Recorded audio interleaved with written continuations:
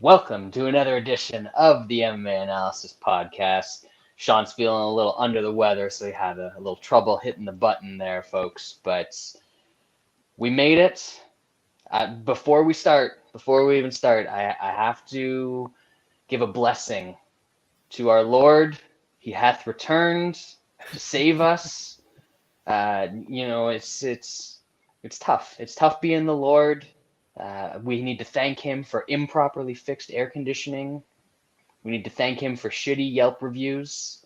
We need to thank him for all the things. All things are possible through our Lord, including hanging out with like really young looking women. Who was it? Was it you that said that?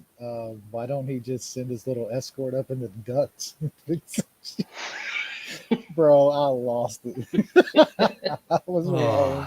The people only get the things that I say in public, but there's some things that I say behind the scenes, folks, that you would lose your shit. Will Smith will come out of nowhere and smack me over it. That's pretty good. Keep Luca's fucking tape study out of your mouth. Like so much free content. It's glorious. I mean, my name has so many cases in what's going to happen this week. There's all the goats are coming back this week. Yeah. At least Shalom, Dixon. At least the like MMA kind of Twitter community is like kind of moved on past the Lord and Savior and kind of is like, you're full of shit, bro. Like everybody is like, there's like a handful that's still like, oh, dude, you're the greatest. You're just the shit, man. And then most of them now are like, dude, like, fix your AC. What do you mean 3 days of tape study? Like GSP, like he did some shit in GSP and could be like GSP double A. You know what I'm saying? Like, there's your tape study, bro. Endless entertainment. Endless. Good stuff. Good stuff. But we got to do some of the bullshitting before because we don't have a break or a recap from last week. So we're gonna chat a little bit more. Wes, I mean, you can't feel so bad about. It's been a while since we've chatted, but you can't feel so bad about your boys after seeing the run that St. Peter's went on, team for the ages. I mean, I guess if you except that his team beat the shit out of the two teams in the fucking final. We beat Kansas on their home court by 18. You know what I'm saying? Like we beat Carolina on a neutral by 30 this year. Our boy is like the first unanimous player of the year that Kentucky's ever had, which is insane to think about. No, yeah, it's rough, man. It's pretty rough. Well, those what ifs. Exactly. Sean's team is picking up the weight. They're pulling their slack lately. Oh man. So, why am I watching all the American like talking heads over the past like now since it's getting close to the end of the season that it's like a lock for Matthews Hart now, like all of them, like just a lock. Like he hasn't hit 60 goals yet or not. Like he could get there, but why is it a lock now that I just? Well, there's two factors there, Wes. If you're watching the American broadcast, Austin Matthews is American, and an American hasn't won the scoring, the Rocket in, I think it's been like 30 years or something like that. You just and then, right? Oh wow! I mean, if we're calling, I'm pretty. It might have been, but I'm not sure. And then he also plays for the Leafs, which is the center of the hockey universe, so they're gonna pump that. Dude's on fire. I hope that the McJesus can keep his heater going, maybe hit 50 goals, because if he hits 50 goals and he finishes with 120, 125 points, I think that's going to be hard to not give it to him, considering Matthews is the best player on his team. Yeah, our boy Bo has been all over, but like the other dude on the Leafs has been like their best player for half the season. He's got the most points in the entire NHL.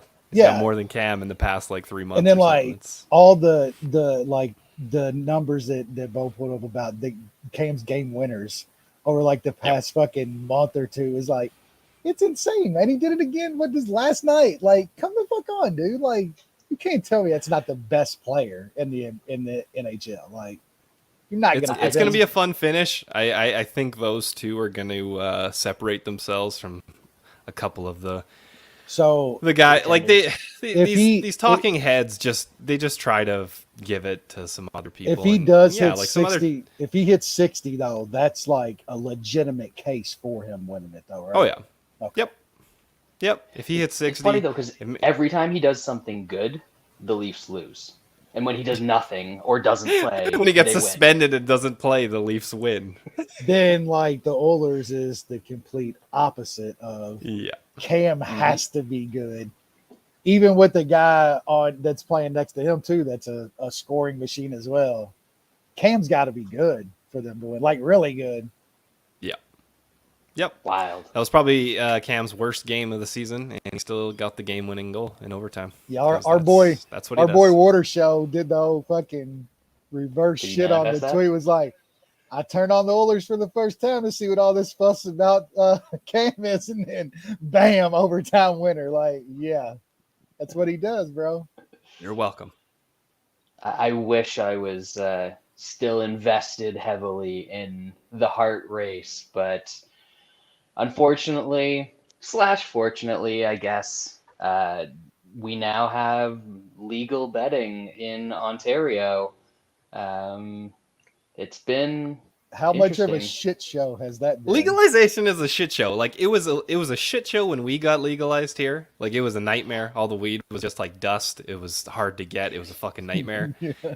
Finally, stuff has finally worked itself out for the most part. And of course, as Brad knows, sports legalization is off to a roaring start as well. So hopefully that gets ironed out fairly quickly. Not even just like canceling a bunch of people's shit, but like apparently signups are fucking all fucked up with using banks and all kinds of other shit.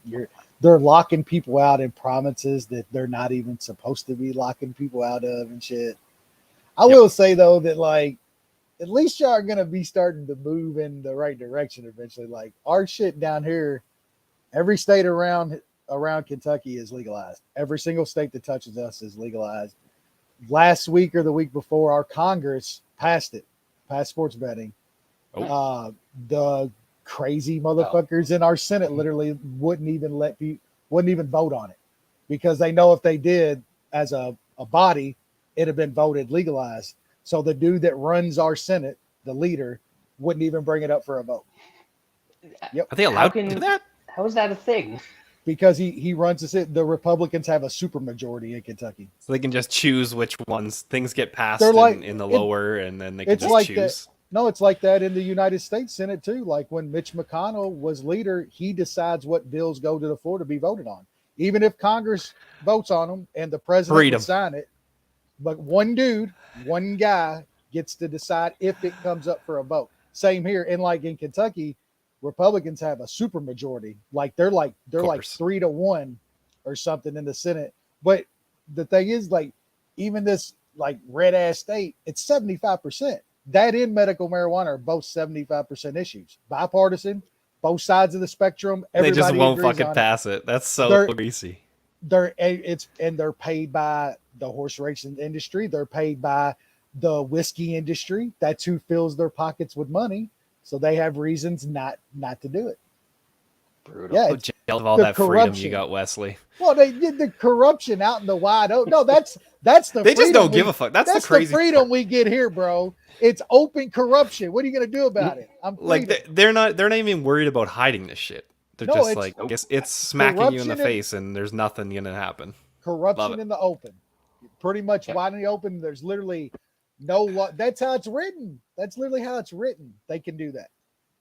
Yep. We talk any more about this, and Wes's screen is gonna go from purple to just a fucking explosion. I can see it. It's He's getting worked up. Like I love my state, but man, there's some really, really bad fucking parts. Just gives you a reason to tour the states around you, Wes. Fuck that. Fuck that shit. I want a nice road too. You know, I want a good school system for my kid that's fucking gonna be going into them. Like you Yeah, can they go better right do it in the across. next 4 years. Yeah. It's fucking ridiculous, man. Kid, I gotta teach this Hey, kid how to kick a 60-yard ball, man. Gotta that's do it. right. He's gonna have to pay for everything. Otherwise, he's gonna end up going to Bellarmine on a lacrosse scholarship, and you don't want that. Hey, I don't, dude. To be honest, Bellarmine's outrageous, bro. Like Oh yeah, it's a beautiful school. it's like an in-city college that's like a private college. It's outrageous to go to Bellarmine. It's cheaper to go to for an in-state student. It's cheaper to go to U of L than it is to go to Bellarmine. Yeah, obviously. Bellarmine's nice Louisville now, doesn't have a dude. lacrosse team. I mean, you see like their facilities, man, even on TV, how they're playing D1 basketball and shit now, man. Over the past Mhm. 20 years, what they've built down there is pretty amazing. That shit's like a couple miles from where I grew up. And it's nuts what it looks like now. Just imagine the shit they could do with legalized weed and gambling money. I mean, Be We no need- stopping Kentucky. we need more widely available lacrosse lines, that's for sure. That's right. They're coming. They're creeping. I'm seeing them. Probably gonna bet Penn State over Michigan later this week. Just Let's go. FYI. Let's go. But you aren't here to talk about We've been on lacrosse or listen to us talk about lacrosse. Although yeah, we're I here am to talk about actually getting- OnlyFans. Yeah, I saw that comment. I was gonna save it until we break down the fight, but I need to know. Did you tell her to get a job? Is that what you got her to do on OnlyFans? Because this MMA thing is Just not working out ruthless. for her. Just ruthless. Man. Oh, man, you can't knock a side hustle. I mean, it's sad that a billion-dollar company has to have its peons just selling themselves on the side because they won't give them money to train. So These motherfuckers I'm waiting got for the their, male like, fighters to start doing the OnlyFans. That's I what mean, wanna see. Diego, was a trailblazer for that Yeah. shit, man. He's on there like fucking smoking like vapors and lighting up rocks and shit or something. I don't. He's fucking out there, man. He's way out there. Oh, it's great watching Ari and them like they got their like yearly dividend checks that was like 100 and something 300. million. Yeah, He and got then, 300 plus. He was like 320 or something. yeah, and then they come out and literally were like, he did some kind of interview doing that same old bullshit. Was like, oh well, look what they were paid 10 years ago, and this shit is like, dude, you made 300 million. Shut the fuck up, bro. Like, they're nuts, man. I can't believe fighters are still this fucking dumb. They're still this dumb to sit back and just, Really? You they're can't all- believe that, Wes? yeah. They all got Stockholm syndrome, man. Yep. It's What else are some they gonna weird. do? It's Go some to- weird stuff. What's Go to even weirder? PFL and bet on rigged fights or like Hell yeah. post Get that inside post-fight info. fights. What's even weirder are the fucking chuds that being mentioned on Fighter Pay. That's literally like licking the boots of $1 billion company constantly. You'll love to see it. You'll love to see the bootlickers in this day and age. They are all over the place. Just don't mention Joe Rogan on Twitter Oh. because Whew. I swear there's millions of people out there that search Joe Rogan's name every day and just scroll through everything just to make sure And then just that swarm nobody's- them. They all Yep. kind of they quit talking about the horse pace though after that actual study came out. I never saw Joe Rogan even make another No statement. comment? No comment. No comment. Nobody's talking about it anymore. They just all kind of they move on. Yeah. It's weird though, because usually they move on to like whatever the next thing is. But in this case, they're just moving on to no, our people aren't the pedophiles. It's the other people that are the pedophiles. Dude, it's So that They- seems to be the thing now. so they track like that media, and so it was over like the winter and shit. It was when schools were going back. It was the CRT. So that was a big thing. It was mentioned on a certain cable news network like 300 times in a week. Hasn't been mentioned in over 2 weeks because now they've moved on to gay people and trans people and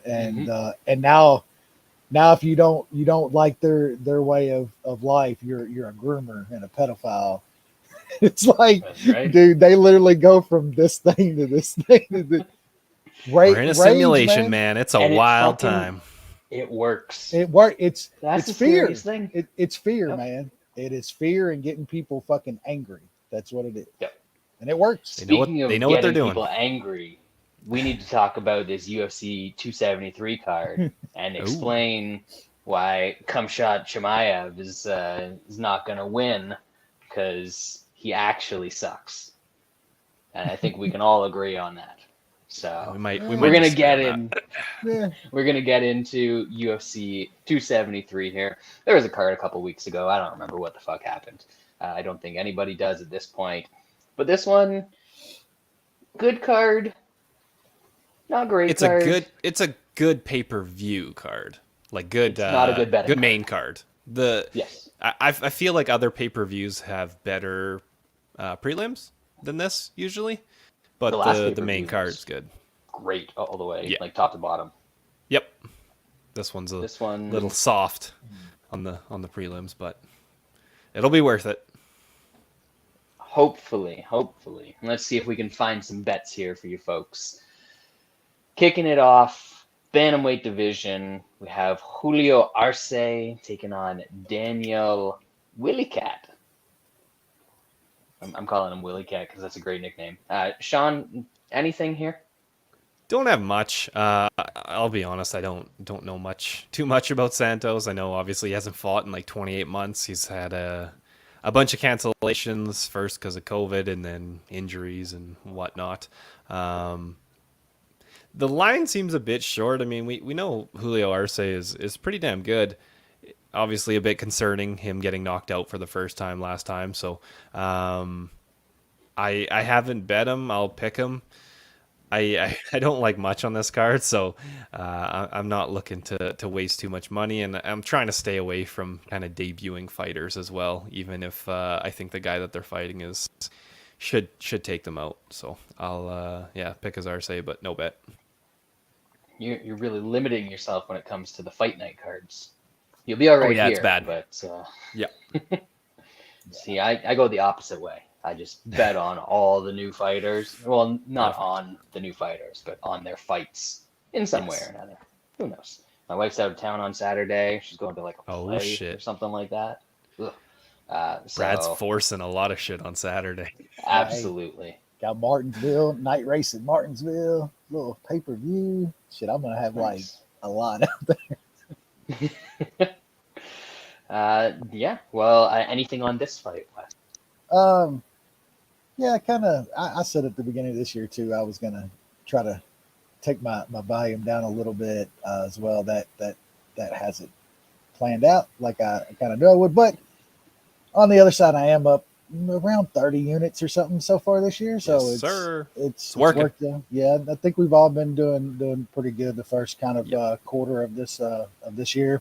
Man, I don't know. I don't know a lot about the Willie Cat. The layoff. He's beating up some serious bums. Man, I just feel like on this fight, we're gonna look back and be like, man, Arce was under 2-1 against this guy. That's just kind of how I feel. I just think he's the way better guy.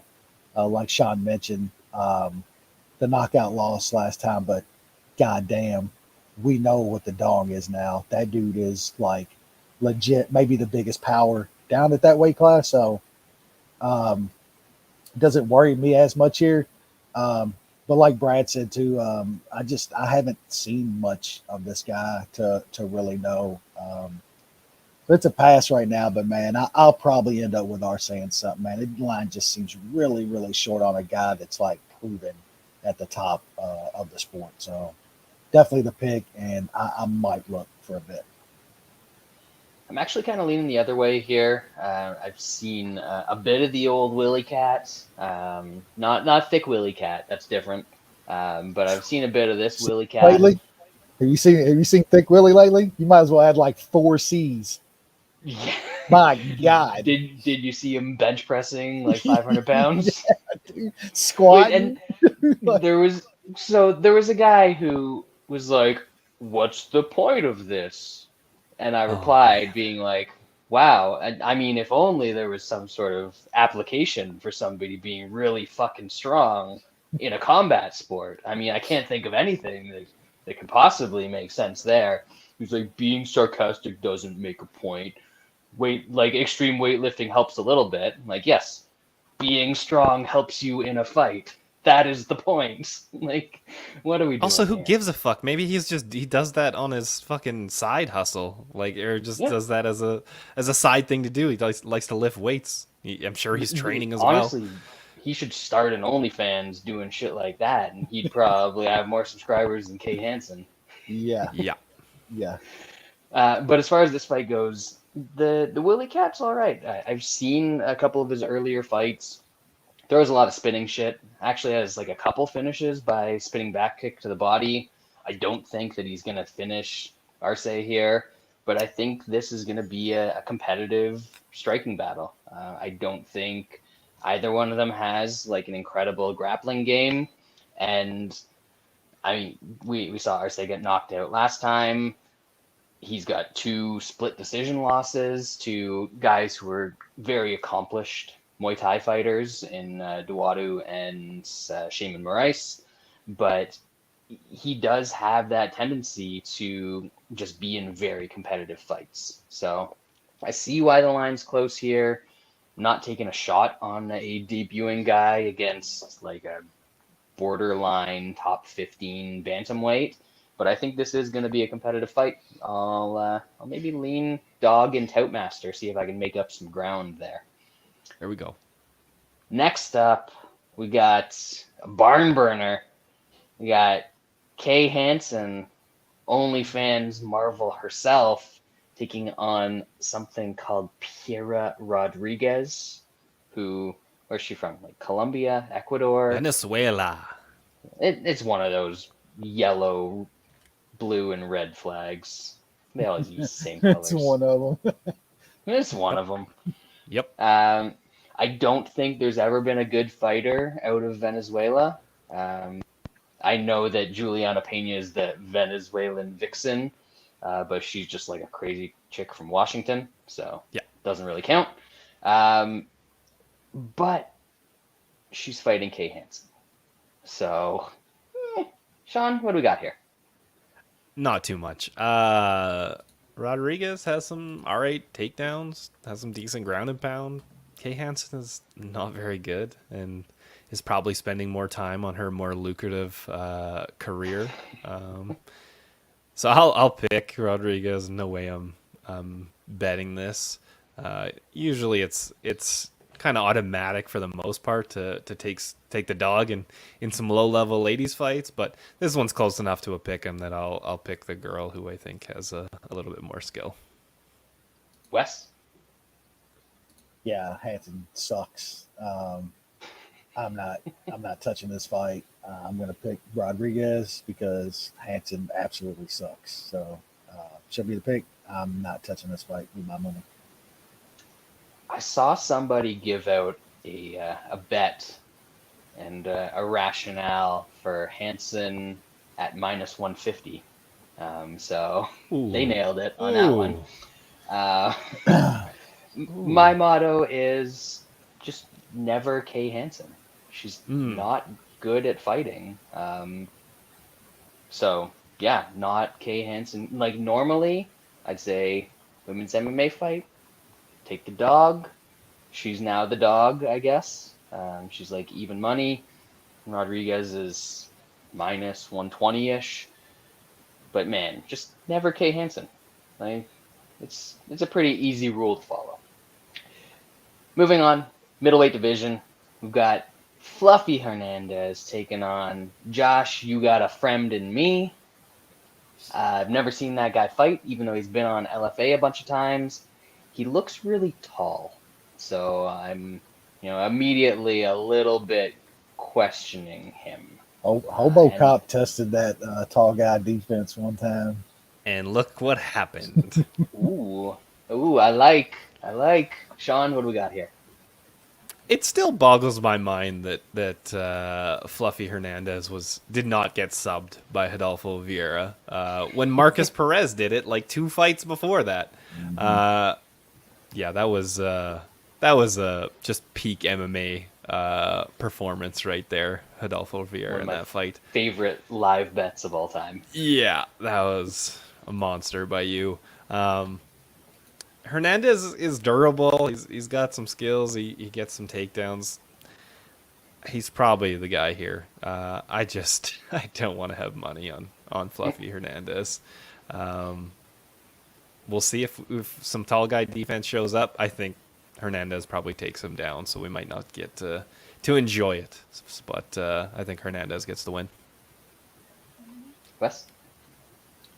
Yeah, I kind of lean that way too. I know not a friend has got a lot of finishes. Like Sean said about Fluffy's last fight with Rodolfo, man, like that's crazy to survive that. Like, do we think this dude's gonna get a sub on him after that? No. If he doesn't get him out there early, I think Fluffy's gonna take over, probably with takedowns and working him on the mat. So um, this dude does got a lot of finishes. I don't think Fluffy's great or anything, man. He's got some pretty bad losses out there as well. Um, I don't want to lay that kind of juice on him. Probably gets a win, but I'm going to pass on any kind of bet. Yeah, I mean, Holland's not a bad win, and I don't Marcus really know what Perez happened in is the pretty. Perez fight. That's that's a bit iffy, but he's got some power. He's got decent cardio. Yeah, I guess Fluffy here. I don't really want to lay minus That 200 on it. juice. Yeah. So I'm probably going to have to stay away from that. So what are we're looking at? I haven't really checked out. It's weird because the props have been out forever, but when Yeah. there's a break in between UFC cards, I just like completely mind hole UFC. I don't even think about it. I have other things going on in my life. Uh, so I haven't been looking at the props here, but yeah, it looks like if you want to play under 1.5, you even have to pay some juice on that. So Oof. I don't love that. Fluffy TKO plus 300. That seems like it could be the way to go in this one. So if I'm looking around some of my new offerings, I might see which allow some round robins and toss some fluffy TKO in there. Moving on up to the heavyweight division, we have Jared Vanderaa bred taking on Alexei Oleinik. And I was going to I did bet Oleinik by decision against Latifi. I was going to bet him again in this fight. And I'm probably going to bet him against Jared Vanderaa because Jared Vanderaa. Sean? Yeah, I was in the same boat. I bet him against Latifi. I bet him by sub against Latifi, sprinkled on that. That got canceled, and then I was hoping that I was going to get another opportunity, but just can't have nice things. So now he's against Vanderaa bred. Man, what's your thoughts on old fatties? It's like plus 122. Let's go. I thought It's happening, Brad, baby. It's happening. What? Yeah, 1.5, yeah, bro. one and a 1.5. half. This is plus absolutely going 122. 1.5. Yep. Wow. Oh, I'm oh, looking. that's I see Alexi. yeah, Yeah. I see plus 100 out there, but Yeah, it's anywhere from 100 to 122. Even money is perfectly fine with me. oh For yeah. over No, 1.5 in this spot. don't have to sell me on that. Like I said, I haven't looked at the props, haven't looked at totals, stuff like that. So I'm in my discovery phase right now, guys. This is like my tape study right here. Yeah, and I was looking at Oleinik. I didn't really want to, and then I saw that. I haven't played it yet. I think that might be the better way to go. Oleinik has shown he's fairly tough, and I don't think Vanderaa the guy that's going to just starch him like some other guys have. I guess the concern would be Oleinik takes down Vanderaa with his pretty terrible takedown defense and puts on one of his weird chokes. But I think 1.5. I think that's worth the stab at the old plus money. I'll pick Oleynik to get it done late in the second. Just late enough. Wes? Just late enough. Yeah, I lean Oleynik here. There's absolutely no way I could probably play him straight in this spot, man. The guy's just, he's so old at this point, man. Vanderaa is a tough dude. That he will take a beating. He gets taken down, but he's not horrible. Like down there, he's got good defense to stay out of really bad stuff most of the time. So I love the 1.5 in this spot. I think that's the bet on this fight. I mean, I wouldn't be shocked if this saw the cards. I would not be shocked at all. There's an Oleinik decision like plus 700 out there. Again? I wouldn't be shocked to see that outcome in this fight. Really like the 1.5. Oleinik is probably going to be my pick here, and I might sprinkle on decision too. I could see it happening. I really could. Yeah, I don't know if we need to call an audible on this one from what we discussed before the show, but man, I love that. I know that people say that Vanderaa has this terrible takedown defense because he got taken down a few times by Romanov and Spivak. I can't recall if he's been taken down by anybody else in the UFC. And man, Oleynik's not a guy that chases a ton of takedowns. He'll go for a few, and he's got some weird throws and trips and stuff like that. And the concern is that he doesn't have the typical heavyweight submissions. He's got weird,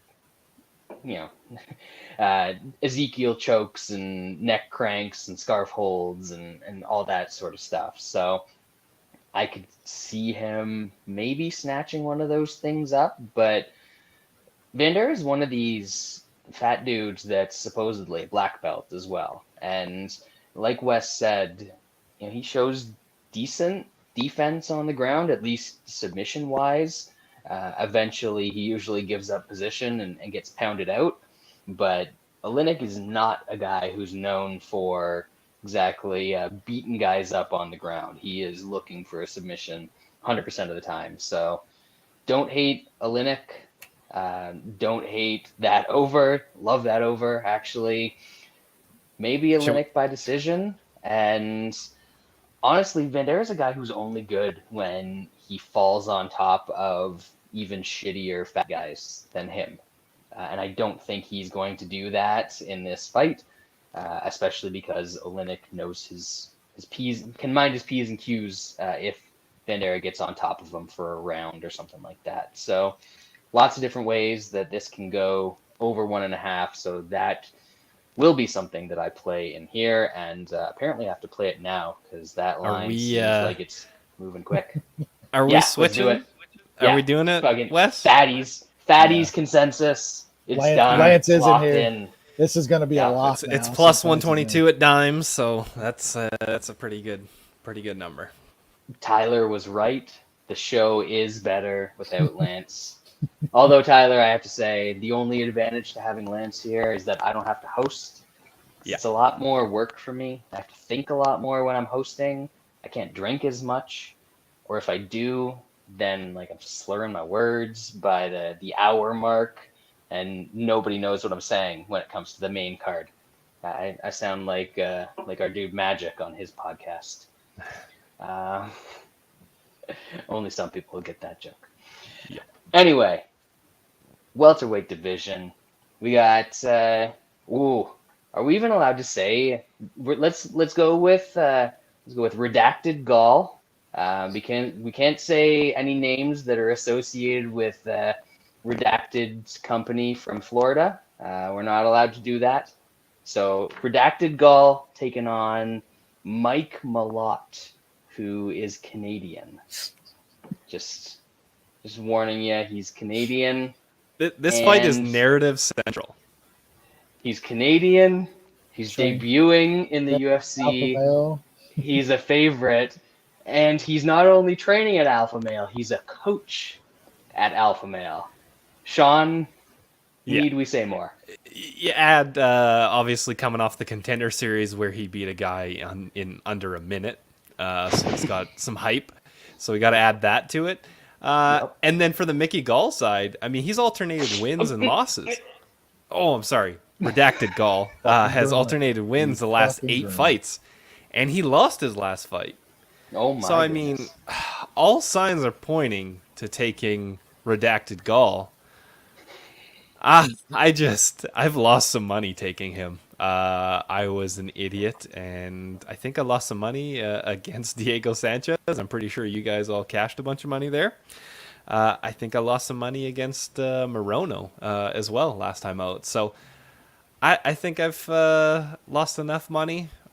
Time to win I some think back. I'm going to pass. I don't have many bets on this card. If I'm feeling bored, I might put some money on Mickey Gall, but he's going to be the pick or Redacted Gall in Toutmaster. Wes, that's all right. You guys can say it. I won't say it. I don't I want to mean, get canceled. I've actually been pretty good betting redacted Gall's fights. I'm not gonna be fucking having some Pizzagate going on down in my basement here. Some crazy dude showing up with a AR. Yeah, I mean, I've pretty much been on the right side of almost every one of that dude's fights, win or lose. Diego hit was just unbelievable. Yeah, I just think, man, we named all the narratives of this other guy, man, and I gotta see it. Gall isn't horrible, man. Like he's actually gotten a little bit stronger and stuff. He's kind of filled in as he's gotten a little bit older, man. Like people forget, I think, how young the dude's been since he's been fighting in the UFC. Like a really young guy when he started. It's got a bunch of fights now, so I think this is going to be a tough out. I think this Canadian down there at Team Alpha Male wants to try to wrestle a little bit and get it in that world, and I think that's going to be kind of bad for him. We know how 170 years are. Anything over like 155 from Team Alpha Male is literally a bum. Like, have they ever had a dude that's been decent over 155? Like, seriously, like they're down there nobody to train with. Yeah, they're ragdolling higher than midgets all day. 145. What the fuck you supposed to do, man? Like, yeah, I mean, Mickey or Gall's best win like over the past couple years is still just the insulin kid. That's just a little worrisome, but Great against the insulin kid. yeah, Yep. I mean he did, and you know Morono when he fought him, Morono's been on kind of a decent run and has turned into a pretty tough out in there. Was a pretty bad matchup for Gall in that fight too. So, yeah, I mean at the price we're getting, it'll probably be a small sprinkle on Gall, nothing big. I gotta see it from this dude that's getting these quick Contender Series wins, man. They're usually just way overrated coming into their debut in the UFC. So probably a good spot to take a little dog money on Gall here. Yeah, as at a quick glance, people demean wiki capping, as it were, but you can tell a lot from a fighter by looking at their record. And when I see a guy who the only fight that he's had that goes outside of the first round gets a draw against a dude that I've never heard of, it probably means that somebody was gassing in that fight and there was a 10-8 round involved or a point deduction or something stupid. And I'm going to guess that probably came from the guy who all of his other fights have ended in the first round. Like, It's not hard. We know It's not hard. we know that even if Gall isn't some sort of cardio machine, as Diego proved for sure, and we've seen a couple other times, he can at least kind of fight 15 minutes. He's a decent grappler. His striking is definitely improving. I mean, he was a 24-year-old 1-0 fighter when he came into the UFC. So there's no more learning on the job than a dude like Mickey Gall. And I think he's not terrible. He's going to lose to guys that are able to make a career in the UFC. But against a debuting contender series guy who hasn't beaten anybody of note, I'll definitely take him at plus 170. In fact, I already have. So Mickey Gall plus 170, one of the plays for this week. Next up in the women's bantamweight division, that's not a man, that's a lad, baby. Aspen Lad, ski resorts or something. Taking on Rocky Pennington. Big stuff, big stuff. Even though this fight is at 135, apparently they're both ranked at featherweight. Or there's no featherweight rankings, but they're considered featherweights by Tapology because they miss weight or fight at 145. What a disaster. Who cares? Sean, just give us a pick. I don't want to break down. Yeah, not much here. I'll pick Lad, but I'm not betting her because she's probably not going to make weight. It's going to be a shit show. Is the fight even going to happen? I don't know. I don't really care. She should be able to take down Pennington and beat her on the feet, but Aspen Lad has shown to be not that good. So No, that's accurate. Wes? Yeah, I think Pennington's pretty terrible. Lad is just an absolute head case, and so you never know what you're going to get, man. Like Sean said, she's probably going to miss weight. The fight going to happen. Probably Pennington will take the fight. She's not going to pass it up. Who fucking knows, man?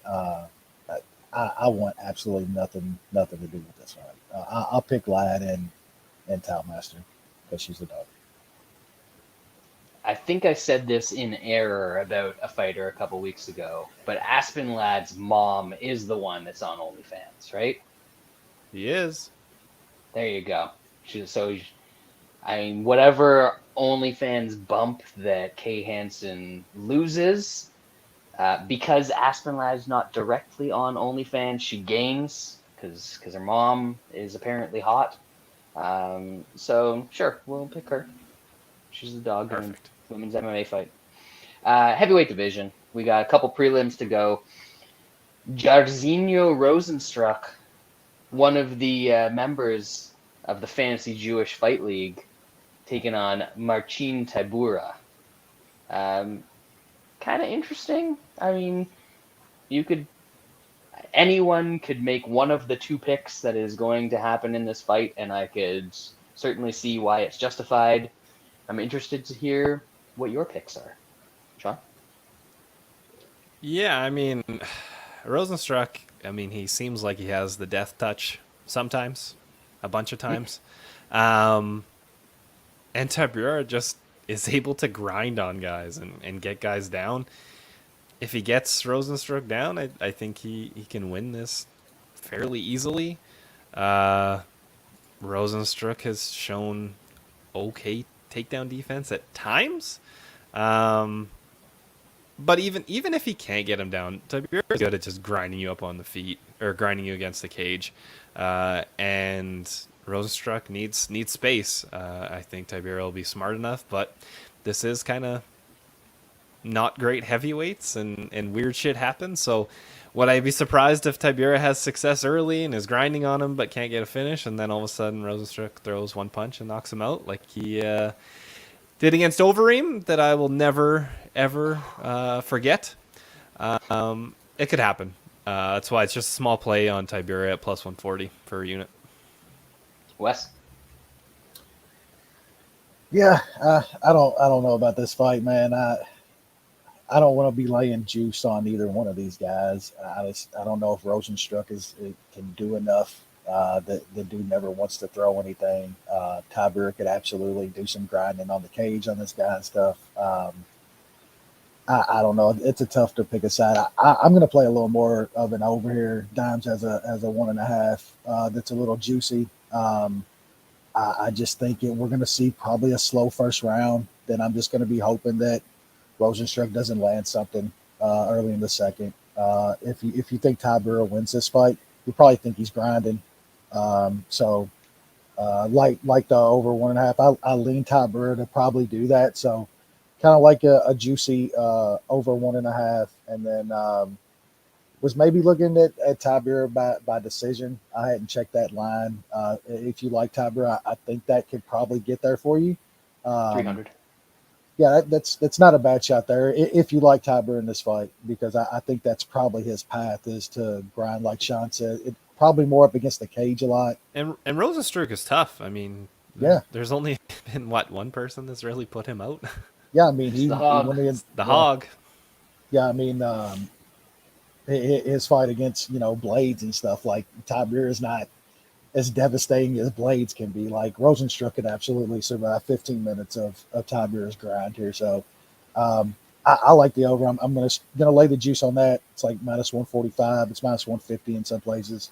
Then I don't know if I end up thinking about it a little more and leaning Tybura hard. I might sprinkle that decision, but he's gonna be a pick in Tout Master as a slight dog here, and I like the over. Yeah, I think I'm on board with you guys on both of those. I mean, Tybura is going to be winning every minute of this fight that he's not getting rocked or knocked out. So it's just a matter of, does he not get rocked twice and lose 2 rounds, or knocked out? And I don't think he gets rocked twice, because I think if he gets rocked once, it's probably over. So I got to go with Tybura here. He's just better. Rozenstruik has the kickboxing credentials or whatever, but as Wes said, he doesn't throw anything. It's one shot or nothing. It's just all Hail Marys with this guy, and yeah, I'm eyeing up the Tybura plus 140 as well. Maybe if Bet365 recognizes that I'm actually in the province of Ontario, they'll let me bet it. But who knows? The geolocation app. Whew, that's a thing. That's fun. Can't wait for you guys to deal with that one coming up soon. Nope. But Marcin Tybura is going to be the pick, and maybe a little bet on this one. Final prelim, we've got Ian Garry, who I guess is Ireland's next great potato hope. And he's taken on Darian Weeks, who he fought in the UFC once, didn't he? He fought Barberena and wrestled Barberena a bunch and still lost. Yep. So interesting. How's this going to go, Sean? I think Ian Garry probably wins.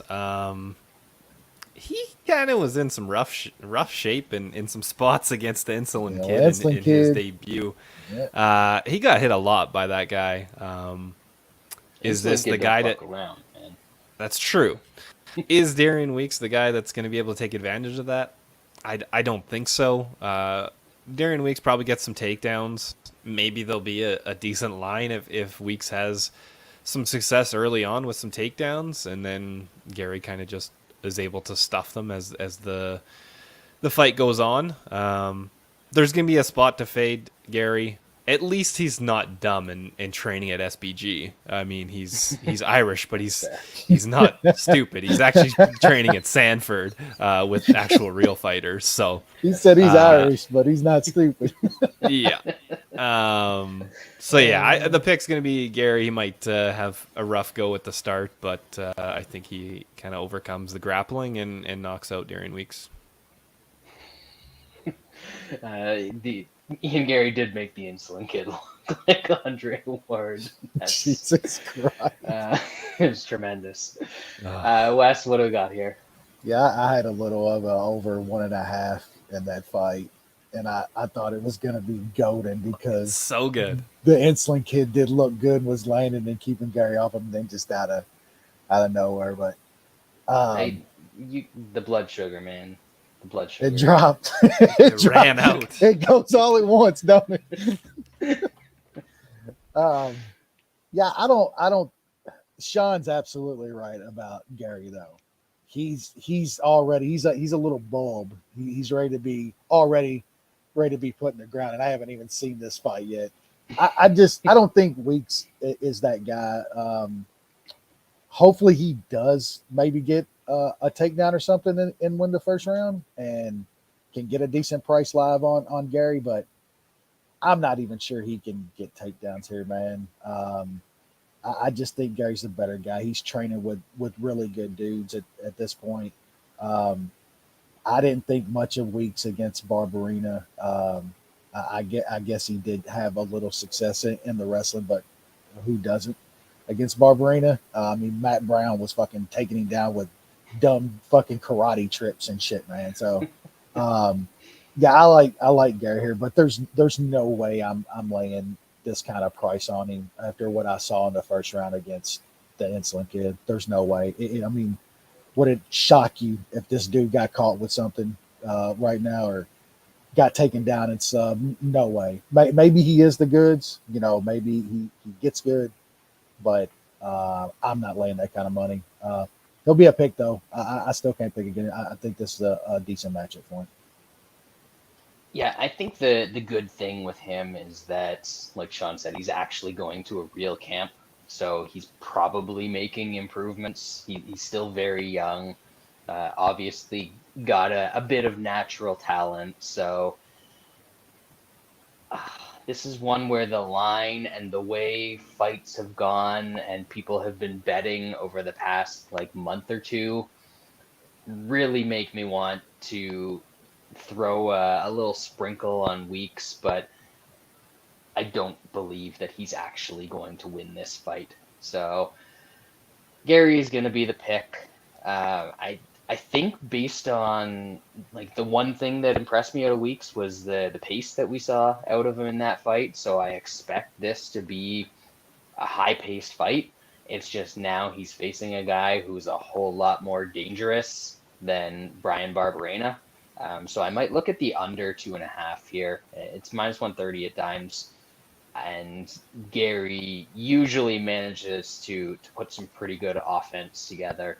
I think previously on the show I compared him to like Mason Jones in that he's got really good offense and absolutely atrocious defense. And I think that still holds true, and we'll probably see some of that in this fight. So maybe I go under, and that's kind of my way to cover myself in case that Weeks does land something massive here. Moving on up to the main cards, we've got Mark Madsen, the Olympic wrestler from Denmark himself, taking on the pickle fucker. Everybody's favorite pickle fucker. Vink Pickle. Sean? Vink Pickle with that dirty mustache. Yeah, Vink Pickle canceled his Disney Plus subscription. I can tell you that. Absolutely. Oh, guaranteed. He is not going to Disneyland no more. Just to scare the children. Pickle can always be taken down.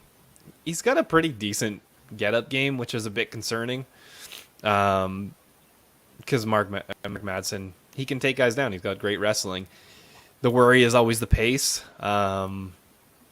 If he can keep it up, it seems a little faulty at times. He did all right against Clay Guida in a fight where he tried one takedown, which was a bit surprising. Like, Clay Guida is not this amazing wrestler. People have been able to take him down. I don't know if he was just worried about him stuffing some takedowns and he was gassing or what, but you might have known I that think Clay Guida is also a very bad striker.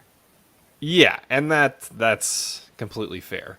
But he still was getting hit a bit too much by Clay Guida, which is concerning as well. On the feet, this is probably a close fight. I think both guys aren't great. But I think I got to edge Madsen, who's going to be able to get the takedowns. Hopefully he can get some control time and get some ground and pound. and then kind of just rinse and repeat. And if he does stuff some takedowns, he'll be able to do all right on the feet. So at a slight dog, I got him at, well, it's moved a bit. I got him at plus 130. I put a unit on that. These are two old guys in a smaller division, so the wheels can fall off. Madsen obviously has taken a lot less brain damage. The wrestling is obviously rough on the body, but that is a concern. But I like Madsen to win a decision. Wes? Yeah, I like Madsen as well. I just think it comes down to he's absolutely going to be able to get takedowns on Pichel. Like, that dude gets taken down by everybody. Everyone. Sean did point out, like, his get-up game is pretty decent. It's decent against guys that aren't the wrestlers that Madsen is. And I think Madsen's wrestling has translated fairly well to MMA against the dudes that he has gone against. Like, he can get everybody down. He's got decent control there.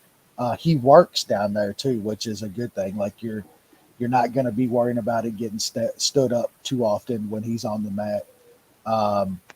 So, man, I like him in a spot as a dog to Pichel. Now, hopefully all of that scrambling that Pichel's going to do, him working his way to the cage, trying to get up, won't tire Madsen too much, because it could be a little sketchy in the third. I think that he'll be able to control a little easier, though, than most people that I've seen think. So maybe that third round's not going to be as worrisome as most people think it will be. I like him as a slight dog here, and I like him by decision, too. I think there's some plus 250 out there. I don't think that's a bad look either. Madsen by decision. Yeah, I like Madsen quite a bit here, actually. I think he's kind of a terrible matchup for Pichel. We know that Pichel has all right cardio, and he's going to keep pushing, but he's not a good striker. I think the striking's pretty even here, and if anyone's making improvements in that department, it's probably Madsen. He's much younger in his MMA career. He's only a couple years younger than Pichel in real years, but he's been striking for a lot less time, and I think he's coming along a bit faster. He's going to get takedowns, as you guys said. And even though Pichel has that stand-up or the get-up game, like, it's kind of different when you're doing that against a Greco wrestler, which is what Madsen went to the Olympics for, and had decent performances at the Olympics in Greco, because you're still going to be connected to the guy when you stand up from that grappling exchange. So I think that, yeah, he might be able to stand up, but I think he might just end up right back down in this fight. And I see that happening for at least 2 rounds, and then maybe cardio plays a factor. But when Pichel takes over fights with his cardio, he does it with his offensive grappling, usually. He's not overwhelming guys with strikes. He's trying to get on top of them and grind them out with ground and pound. So I don't think he's going to be able to do that against Madsen. So I'm going to take the guy that is the better athlete and the far superior fighter in the one path to victory that Pichel has. Oh, sorry, Pichel has in this fight. So Madsen's a bet. Sean, you got the better price. I had the better price. It got wiped off the board. So I'm stuck with some plus 115 here, but I will gladly take that as well. We're just totally switching the consensus, or doing both? Oh, yes. We're just doing just fatties. Just the fatty. This was going to be consensus before we called that audible, folks. Yeah. Madsen is consensus 1B. Maybe I can talk Lance into making it Munich if he survives. Lance doesn't bet like wrestlers anymore, so he likes jiu-jitsu guys and shit. Yeah, it's wow. Weird. Gross. We've got one of those next week, I think. Next up, women's strawweight division. Mackenzie Dern, Tisha Torres. It's a fight, Sean. It's a tough fight for me to figure out what's going to happen. Mackenzie Dern is shown to have pretty much terrible takedown offense. She somehow either the fighter she's facing either takes her down stupidly, or she somehow just gets it to the ground in other ways, and then she can kind of work her magic. Is Tisha Torres smart enough to just kind of jab from a distance with her 40-inch reach?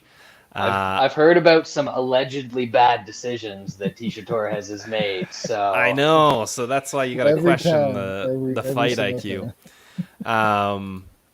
Yeah, so I like Torres. She has been taken down. She got taken down by Angela Hill. Like, it's not like she has just obscene takedown defense, even though she is a decent offensive grappler. Mackenzie Dern is the much more athletic, bigger girl. I guess I'll side with Dern. It's just Tisha Torres has never been finished, and I have a hard time seeing Mackenzie Dern winning a decision. So, is Dern gonna get that sub? Maybe, probably. I don't know. I am very conflicted on this fight. I'm definitely gonna pass for a bet. I'll pick Dern. Yeah, I just don't have a good idea of what I think is gonna happen in this one. Wes? Yeah, I'm kind of leaning Dern. I just have a hard time believing that she's not gonna get a takedown or two on Torres here. And if she does, she's probably gonna get that sub. It's tough though, man.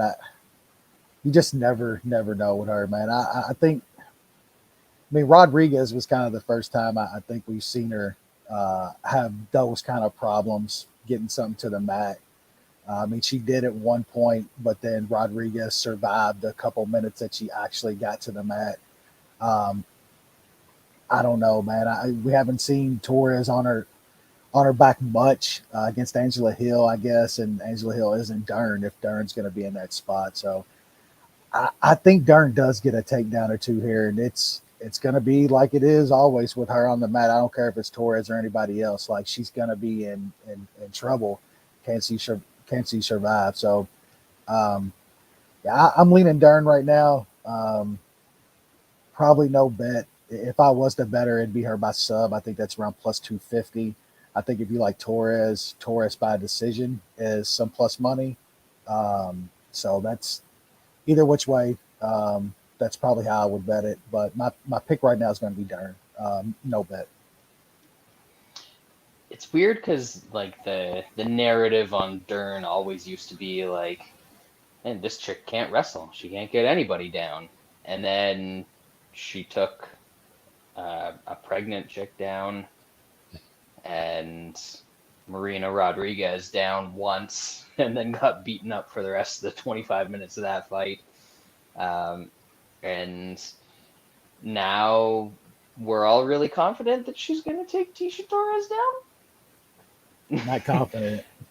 Exactly. And that's probably why the line where it is. I think that Dern's going to have a hard time finding Torres in this one. Pay-per-view, big cage, a lot of shadow boxing in this one. A lot of hup-hups. Yeah. A lot of hup-hups. On the feints. But, yeah, Torres, there's still a couple plus 100s out there on her. But if you can get any extra money on that by taking her by decision, I see a plus 163. And that's at Betway, though, so that's not a real book. 365 has... yeah, 365 has plus 162. And there's a couple legals out there with like plus 150s. I think if you can get plus 150 on Torres by decision in this spot, that's probably a decent bet. I'm not sure that I'm going to have it, but she's going to be my pick in Toutmaster. Next up, and I have to go to a different page on best fight odds for this one because it's still, for some reason, listed Under which is future annoying for events. Toutmaster purposes as They well. got the full like lineup of props and everything on fight odds. .io. Yeah, Yes. yeah. We've got the greatest welterweight of all time. Usman's already ducking him. GSP was thinking about coming out of retirement, but he's ducking him too. Darren Till's Cowboy. Matt Hughes heard he was coming like 5 years ago and parked his truck on some train tracks because he didn't want to fight him. Everybody's ducking Gumshot Chimaev, and Gilbert Burns is the only one that's willing to step in there. A brave little lightweight is the only one willing to step up and fight this monster, which we've seen about 6 seconds of him in fights, and he's done some things to some people.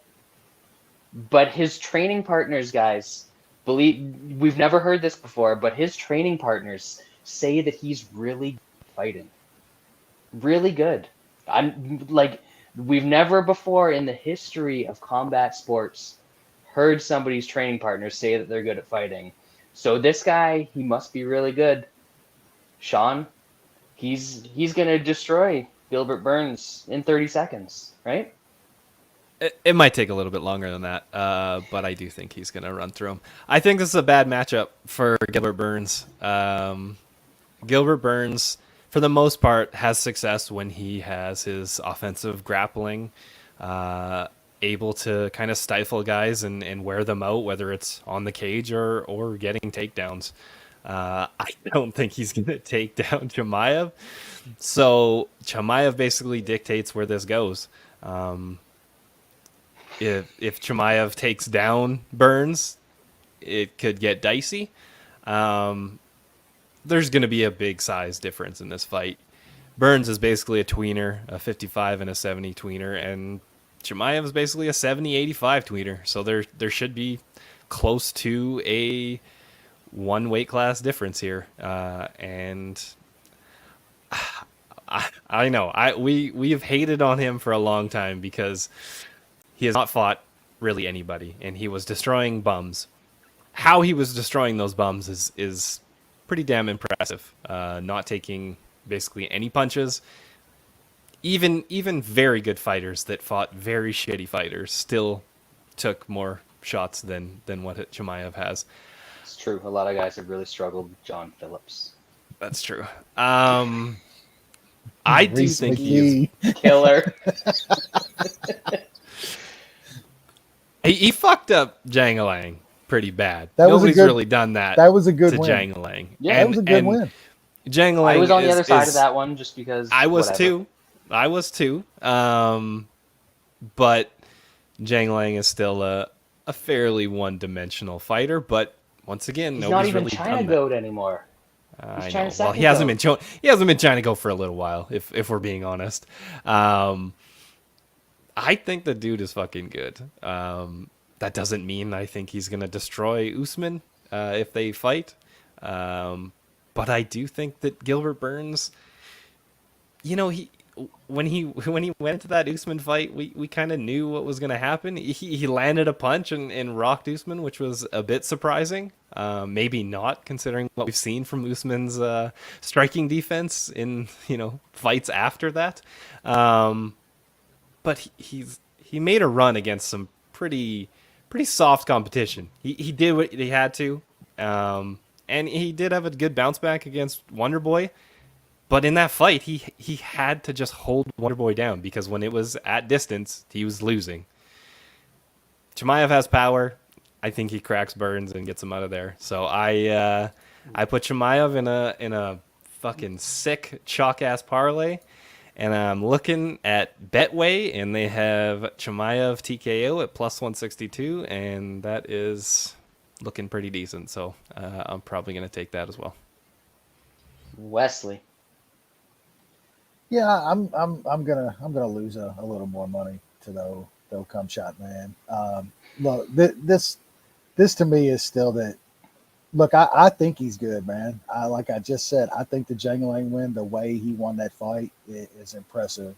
Um, like, don't give me huge power by like knocking out fucking Meerkat. yeah, Meerkat. Like, He did it come at on. 85. He did it Still, at 85. Still, that dude's chin is fucking. It's Once horrible. again, people have knocked him out, but have they knocked him out in that short amount of time? No, I mean, but that was like as easy as cleanest punches. Like, I mean, he landed it. Don't get me wrong, but like, still, for me, this is still a dude that is fighting by far the best dude the most skilled guy he'll ever be in there against. If this is on the feet and it's a kickboxing match, like, I'll be really happy with my plus 400. I think that, I mean, Gill's got to either be on top of this dude or in a kickboxing match. Like, if he gets body locked and taken down, he's going to be in trouble. Like, though, dude's incredible on top of guys. Like, we've seen a lot of that against some. You got that jiu-jitsu. I mean, we've from seen the him bottom. We've seen him on top against some bums. And hey, I mean, if he does Burns like he's done the rest of these guys, title shot, give it to him. Like, I wouldn't even argue it anymore. Gilbert just fought for a title, man. Like, we knew Usman's the best guy in the world in that division. We all knew it. We all knew Gil deserved to get there in the run he had. Yeah, I mean, I don't know yet, man. I still don't know. I can't tell how good this guy is in that upper echelon of competition, man. Not against these guys. And you're giving me a dude that's, you know, perennial top 5. Dude just fought for a title, beat Wonder Boy. However he had to beat him, he still beat Wonder Boy, and he's plus 400 against this guy. If he fucking destroys Gilbert Burns, he destroys him. He should get a title shot. I still have a hard time believing that, man. I don't know yet.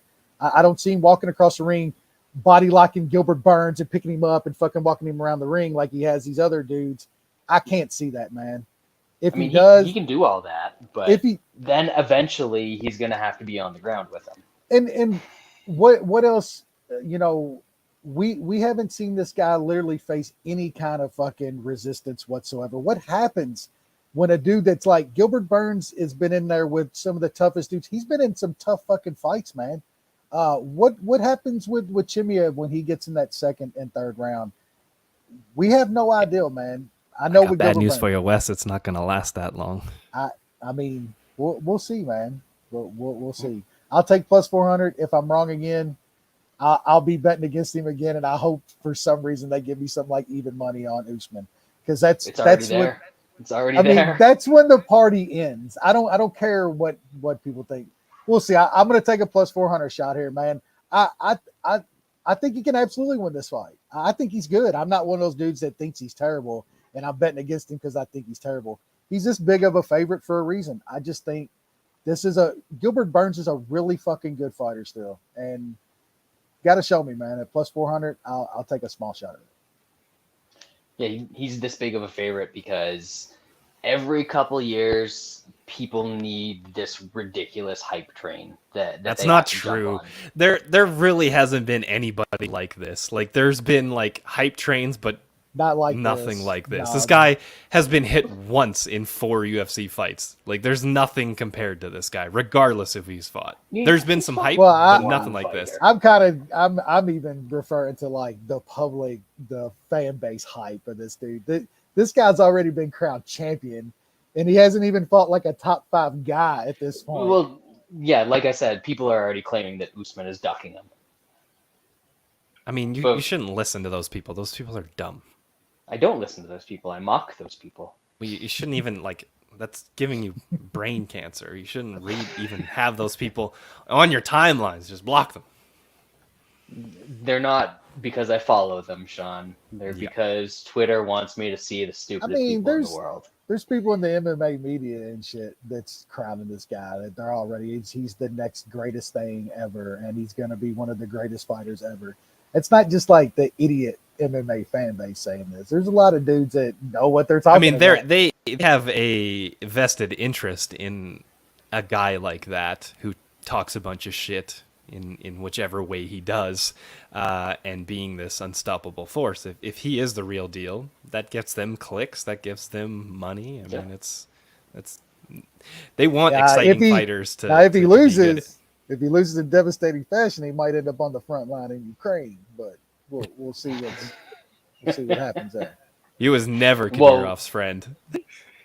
That dude was never right. that dude was never retiring when he thought he was, motherfucker. Oh, you're retiring? Yeah. Yeah. Yeah, that's honestly, I wasn't even thinking about that, but it's interesting. Like, I know he had COVID and he got it bad apparently, but the fact that the first instinct was like, "Hey, I'm gonna retire." Um, I'm interested what happens when he faces adversity. Does it happen in this fight? I'm not sure because an old lightweight is Yeah. probably the best possible matchup that he could get for his debut in fighting a real fighter. Sorry, a good fighter. Don't want to, slander Lil Jangalang's name too much. Yeah. But people are acting like all of the questions have been answered. And I'm not even talking about cardio and going late into fights against somebody that's actually fighting back. Going into round 2 against John Phillips doesn't count. We've seen lots of guys be able to take John Phillips down at any point in any fight, however they want, for however long they want, and then do whatever they want to him. I just hope that he never goes to Team Lloyd Irvin to train because poor Then he gets John scary. Phillips's butthole. Yeah. But like, we have no answers about his striking. People are like, oh, he knocked out Gerald Meerkat. Okay. Like, he landed one punch in that fight. Like, he doesn't mean he's a good striker. I've heard We've he's a never good striker, Brad. Did his training partners tell you that? Yeah. Maybe. So, like Wes said, if this is a kickboxing match, and like, again, we don't know because the fight only went 17 seconds, was his intention to kickbox with Meerkat in that fight because there was some threat of grappling actually coming back to him in that one? We don't know because it didn't go that long. So is his intention in this fight going to be to strike with Gilbert? We don't know. We're going to have to find out. If he takes him down, we've seen other guys who are very good grapplers, better grapplers, and more dangerous grapplers than Chimaev, like Demian Maia, be able to take Burns down multiple times, and he's been able to not only get back up to his feet, but threaten those guys with submissions on the ground. Like, I'm thinking of the transition that he had against Maia where he rolled to a knee bar and threatened with that and used it to stand back up. Like, Yep. Gilbert Burns is a great, great grappler. So the fact that Chimaev wants to grapple, maybe, possibly, we don't know. That could be interesting if he tries to pursue that. The fact that we've really never seen him kickbox at all, if he wants to do that, that's interesting to me. I think there's so many unanswered questions about this guy that we can't have answered by, oh, his teammates think he's really good. I have to take a shot on Gilbert Burns here. And I'm not going to do inside the distance. I'm not going to do decision or anything like that. We're getting plus 400 on a guy that's a top 5 fighter in the division. A guy, he's double the underdog here that he was to Usman.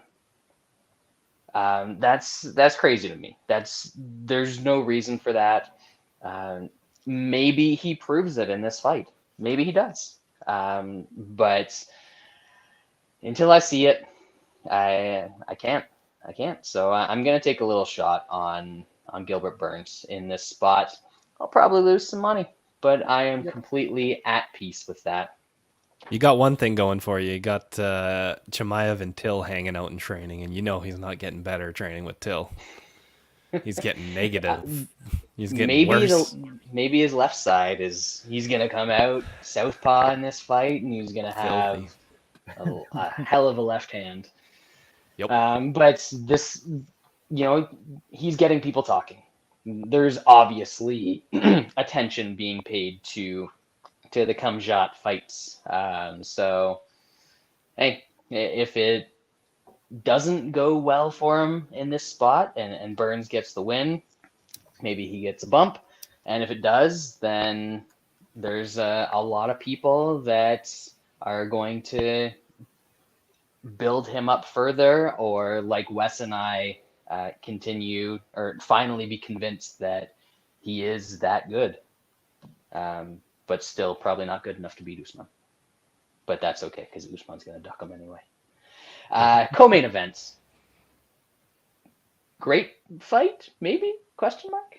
Interesting fight. Yeah, One interesting. of the strangest circumstances coming into a fight that we've seen in quite a while.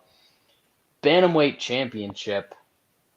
Aljo, the defending champion, former consensus bet casher against this very opponent.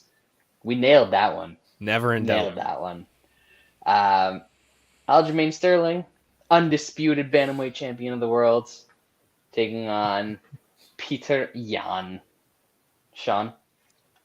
I honestly don't have too much here. I think Yan is very fucking good. His striking is very good. His takedown defense and his offensive grappling are very good. The guy doesn't really have holes. He's a bit of a slow starter but then once he figures guys out, then it's scary, man. I'm interested to see what Sterling is going to come with, because obviously he came out guns a-blazing last time, which to his, he did well for a round and a half. He won 2 rounds on one of the judges' scorecards in the first 2 rounds.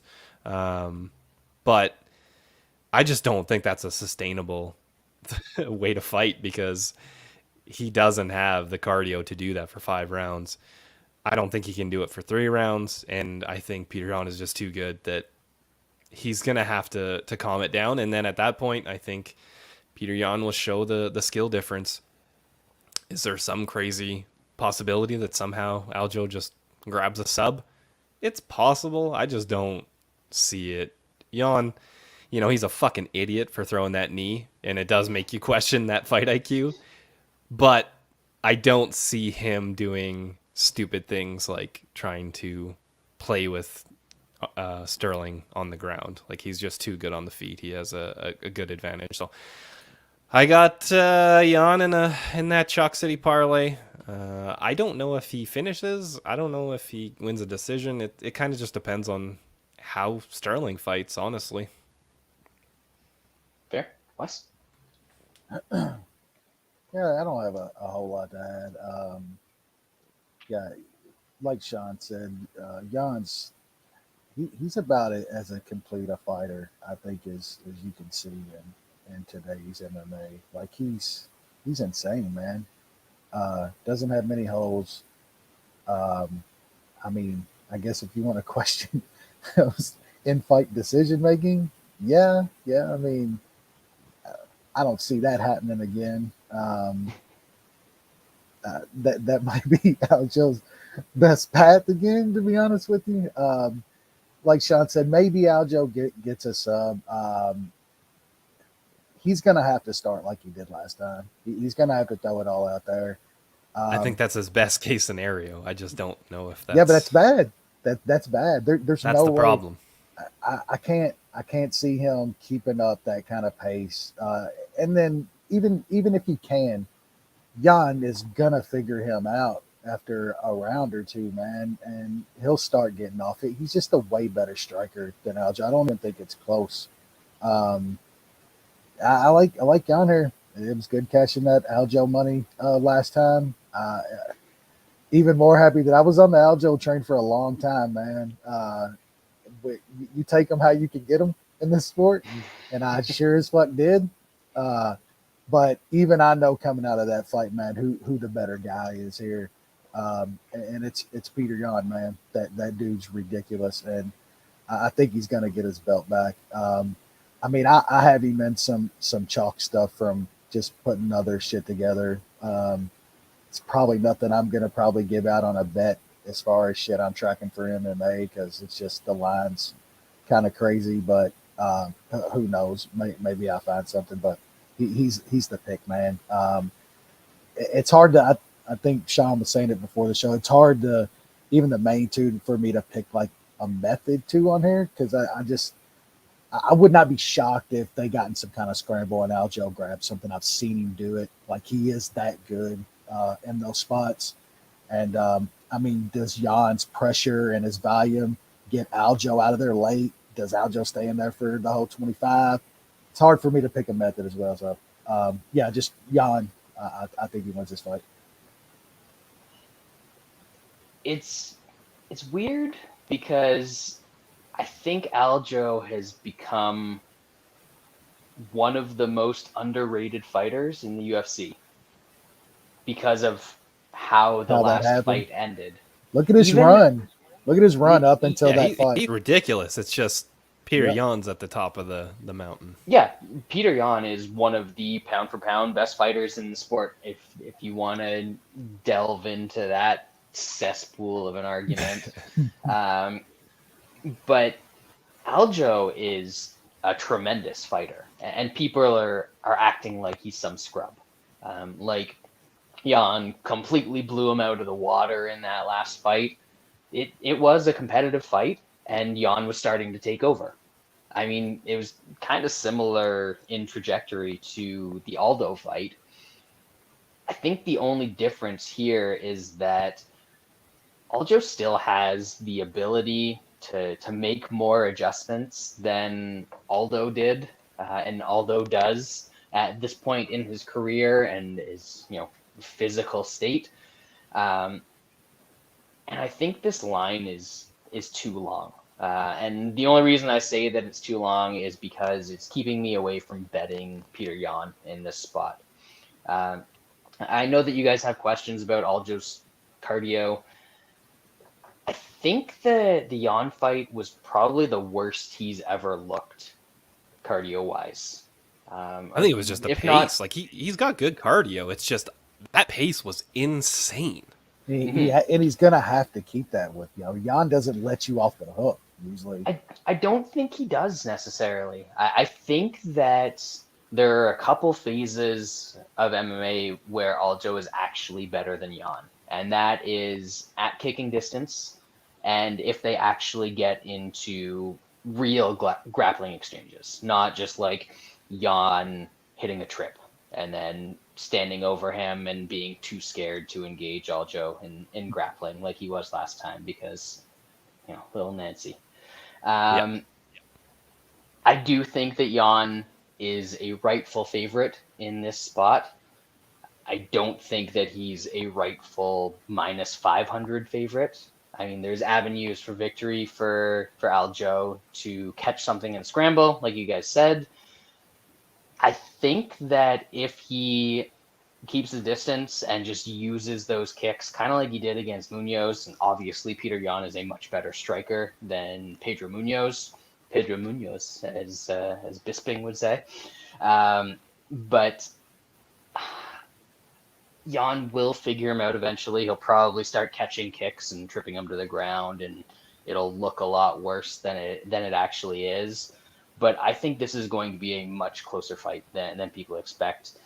Yan probably wins a decision at the end of the day, but I can't bet it. I haven't really looked at like the plus points numbers because I think that, as we saw the first time around, Sterling is absolutely capable of taking a round or two in this fight. I think if he takes one round and gets a second round on a judge's scorecards, that might be enough to cash the points handicap in this one. No, not quite. No, you need two. Yeah, two. Maybe. He needs two rounds on two judges' scorecards. Yeah, so I think there's some possibilities. I'm just not overly confident in Yan to cover this line as everybody else seems to be. So I'm gonna stay away from it. But he is the pick. Main event, featherweight division. We got Alexander Volkanovski. Not sure if you guys knew this. He used to play rugby and be fat. He doesn't play rugby. He's not fat anymore. And he generally wins fights. Or is in very competitive fights with the other best featherweight in the world. And he is taking on, for some reason, Korean Zombie. Sean, less interesting than the co-main event, but a good fight.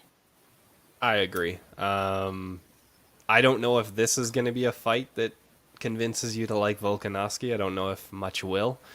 The last fight was the Ortega fight was great. Yeah, Yeah. that was a good fight. Incredible. If that doesn't do it, I mean, I don't think anything will. I never said I didn't like him. I just said he used to be fat and he's not fat anymore. That seems like a compliment. Maybe that's Lance that thinks he's boring. I mean, just like throw calf kicks and shit like that. And he did beat Aldo, and I felt like you were a little salty after he beat Aldo. So He beat Aldo in like the most boring way possible because he knew He did what was he had worse. He knew he was worse than Aldo at everything except holding him up against the cage. Sure. Yeah, I think Volkanovski is very fucking good. I think he's gonna be way too much for Korean Zombie. I didn't as somebody who bet Zombie against Dan Ige, I was a little worried early on in that fight. Ige doesn't seem to have much for power. I know he knocked out Gavin Tucker with one punch, but against some other guys that have kind of sketchy chins, he never really stumbled them, and he was hitting Zombie clean, and Zombie had to resort to grappling to win that fight. I think Volkanovski is going to be way too much. He's gonna be able to take him down if he wants to and smash him on the ground. I think he does well on the feet. I think Volkanovski gets him out of there, actually. I know Volk's kind of a decision machine, but that Ortega fight could have been stopped before the end.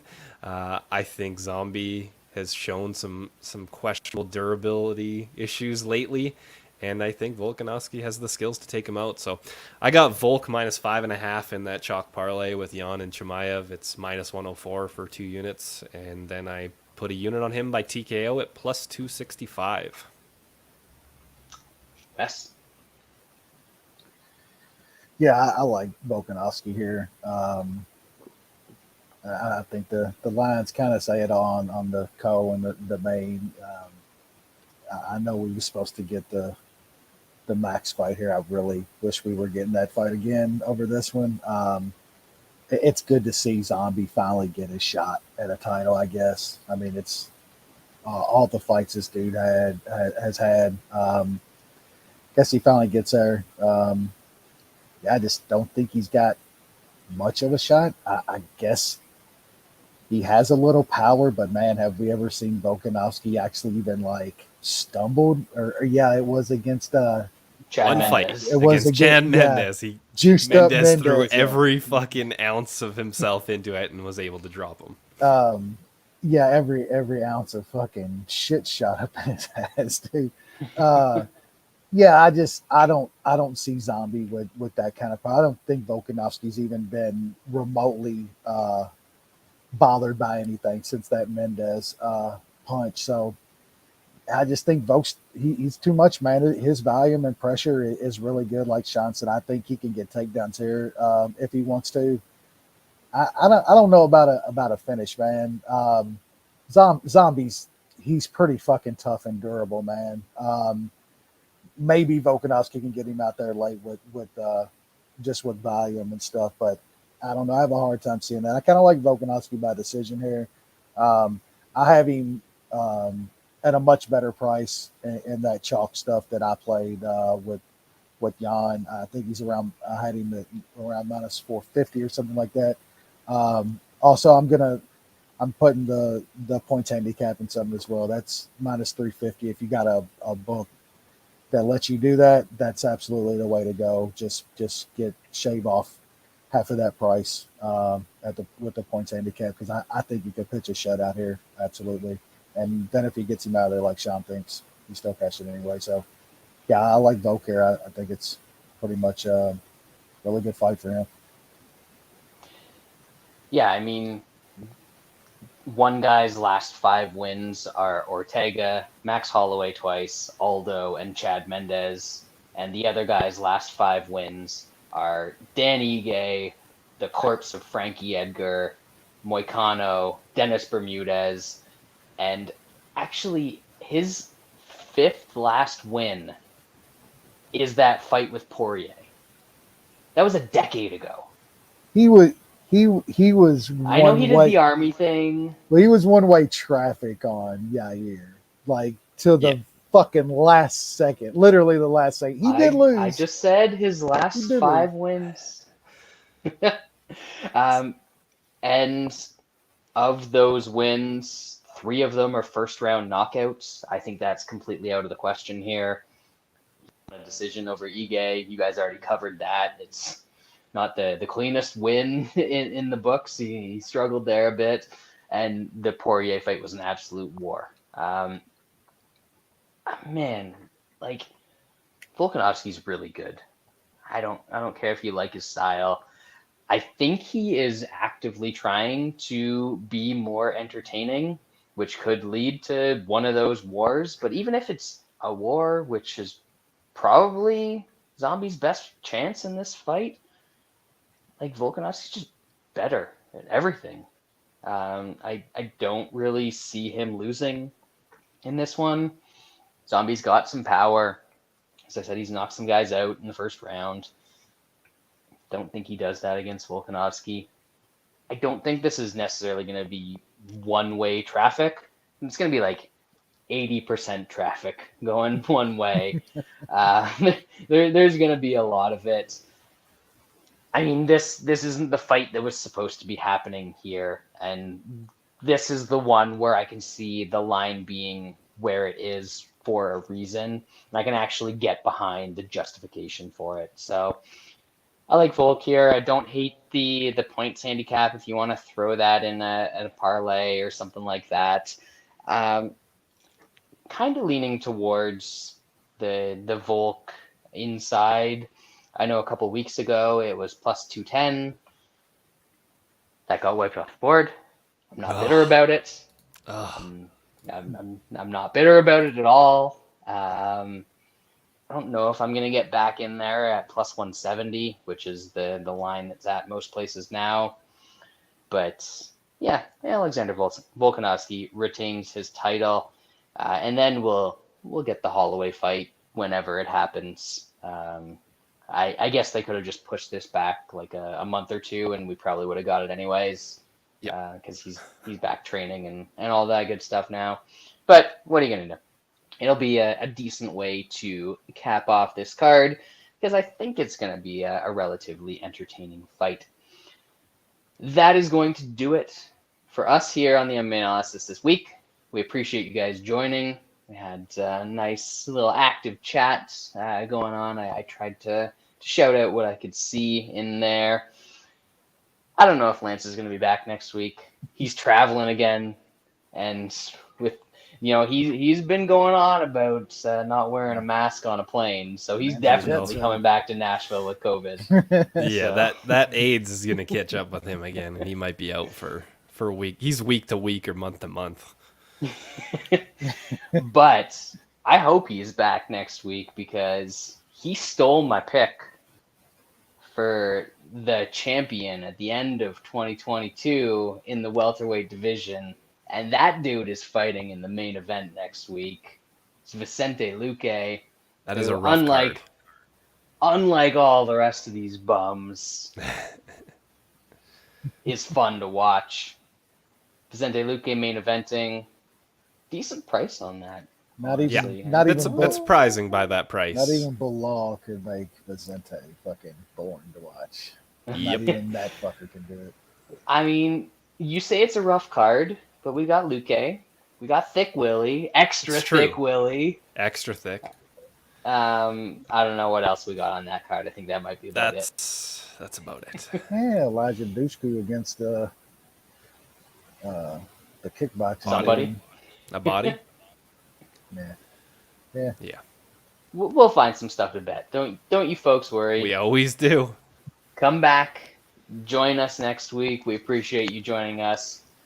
Follow us on Twitter and all the things. Subscribe. I think you can do that on the YouTubes or the Twitches.